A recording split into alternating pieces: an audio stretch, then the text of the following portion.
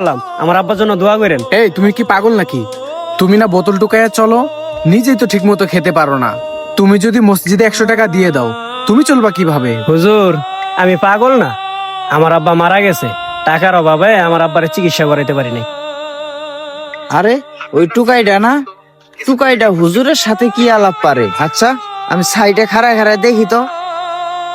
হুজুর, আমার বাবা মারা যাওয়ার আগে বলছিল আমি যেন তার নামে মসজিদে কিছু কিছু টাকা দান করি, যাতে আমার আব্বা কবরে শান্তিতে থাকতে পারে। আর সেজন্যই আমি খাই আর না খাই আমার বাবার নামে কিছু কিছু টাকা মসজিদে দান করি।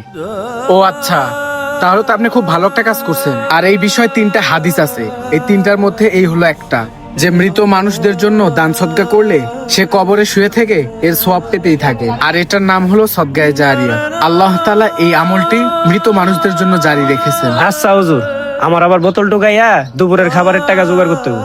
আমি তাহলে যাই। আসসালামু আলাইকুম। ওয়ালাইকুম আসসালাম ওয়া রাহমাতুল্লাহ।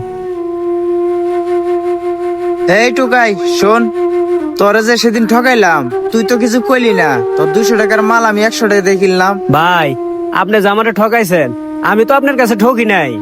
আপনি এই কালে আমারে ঠকাইছেন, কিন্তু আখিরাতে আমি ঠিকই আদায় করে নেব। কি রে, তুই তো টুকাই টুকাই রয়ে গেলি, আখিরাতে কোনোদিন টাকা পয়সা লেনদেন হয় রে? ভাই, আখিরাতে টাকা পয়সার লেনদেন হয় না, আমলের লেনদেন হয়। আর আল্লাহ তাআলা বলছে যে বান্দার হক মাইরা খায় তার কাছে গিয়ে মাপ চাইতে হইব। আর ওই সময় তো আপনি জান্নাতে যাইতে পারবেন না আমার হক আমারে না দিয়া।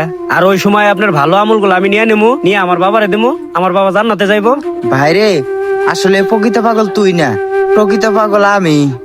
আমার মা বাবার জন্য কিছু করতে পারিনি, আমার নিজের জন্য কিছু করতে পারিনি।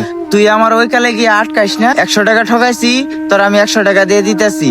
তারপরও তুই আমার প্রতি কোনো দাবি দুবা রাখিস না। ভাই, আপনি যে আপনার ভুলটা বুঝতে পারছেন, এটাই অনেক কিছু। আল্লাহ তাআলা অবশ্যই আপনারে মাফ করে দেবো। তুই আমার ব্যবহারে মনে কিছু রাখিস না, তুই আমার জন্য দোয়া করিস। আমি তাহলে যাই। আচ্ছা ভাই।